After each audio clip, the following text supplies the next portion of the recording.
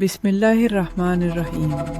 اللہ کے نام سے شروع جو رحمان ہے اور رحیم ہے۔ آج ہم بات کریں گے جنگ خندق کی، جو 5 ہجری 627 عیسوی کو مدینہ میں قریش کے خلاف لڑی گئی۔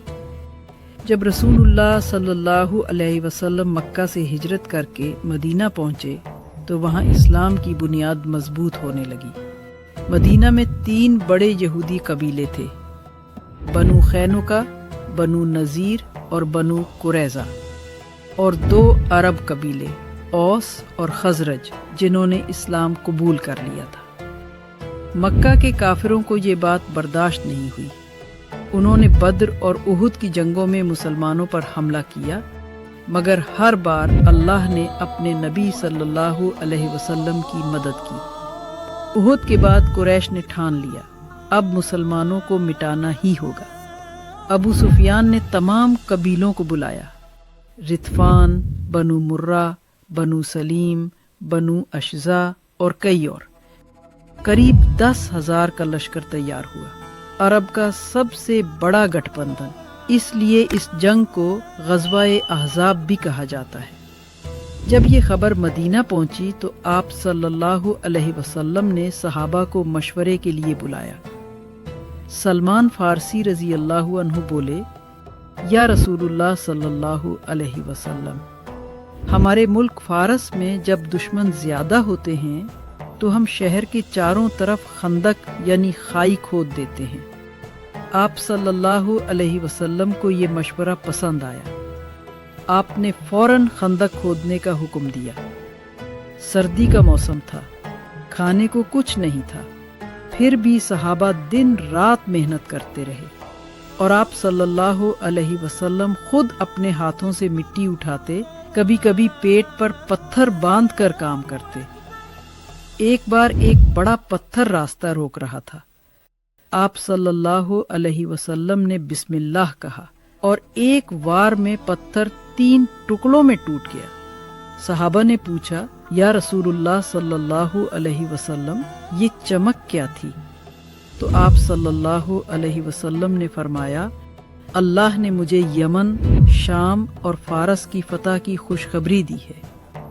کچھ منافق جیسے عبداللہ بن ابی مسلمانوں کا حوصلہ توڑتے ہوئے بولے، یہ خندق کیا روک پائے گی؟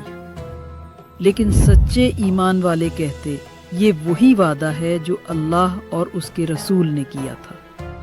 جب 10,000 کا لشکر مدینہ پہنچا تو اس نے دیکھا کہ مسلمانوں کی تعداد صرف 3,000 ہے۔ خندق کے اس پار دشمن، اس پار ایمان والے۔ قریش اور غطفان نے کئی بار خندق پار کرنے کی کوشش کی، مگر ہر بار ناکام ہوئے۔ آپ صلی اللہ علیہ وسلم نے صحابہ کو ہر طرف پہرے پر لگایا اور رات دن پہرا رہا۔ کئی ہفتے جنگ چلتی رہی۔ بھوک، ٹھنڈ، تھکان، یہ صبر کا امتحان تھا۔ پھر اللہ تعالیٰ نے ایک تیز طوفان بھیجا، کافروں کے تمبو اڑ گئے، آگے بجھ گئیں، جانور بھاگ گئے، قریش ڈر کر بھاگ نکلے۔ سورہ الاحزاب میں اس کا ذکر اس طرح کیا گیا ہے، اللہ نے تمہارے خلاف دشمنوں کو لوٹایا اور تمہیں بچایا۔ جب دشمن لوٹ گئے تو رسول کریم کو خبر ملی، یہودی قبیلہ بنو قریظہ نے معاہدہ توڑ دیا تھا۔ انہوں نے مکہ کے کافروں کا ساتھ دیا تھا، تو آپ صلی اللہ علیہ وسلم نے فوراً ان کا گھیراو کیا۔ کئی دن بعد انہوں نے سرنڈر کر دیا۔ جو غدار تھے انہیں سزا دی گئی، باقیوں کو قید کیا گیا۔ اس طرح مدینہ میں یہودی سازشوں کا بھی خاتمہ ہوا۔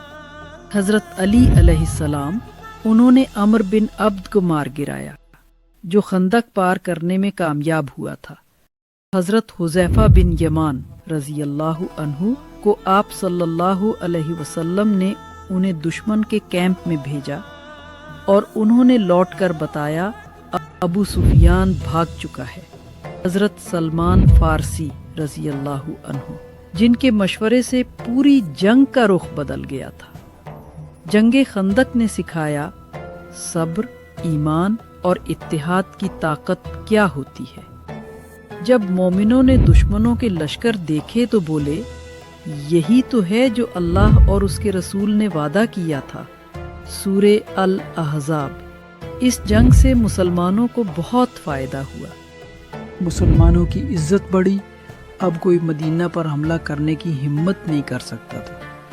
منافقوں کا چہرہ بے نقاب ہوا، یہودیوں کی سازشیں ختم ہوئیں۔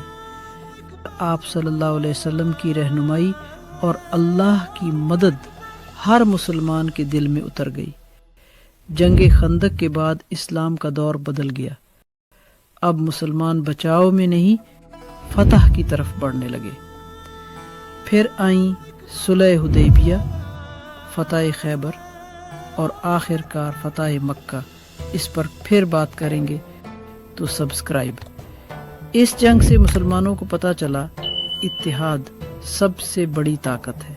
صبر اور اللہ پر یقین ہمیشہ فتح دلاتی ہے۔ منافق نقصان پہنچاتے ہیں مگر اللہ ان کا پردہ فاش کرتا ہے۔ ہر مشکل کے بعد رحمت ہے۔ جنگ خندق نے ثابت کیا ایمان تلوار سے زیادہ طاقت رکھتا ہے۔ جہاں 3000 مومن اللہ پر بھروسہ کر رہے تھے، وہیں 10,000 کافر اپنی طاقت پر گھمنڈ کر رہے تھے اور ہار گئے۔ یہ صرف جنگ نہیں تھی، یہ ایمان کی کہانی تھی۔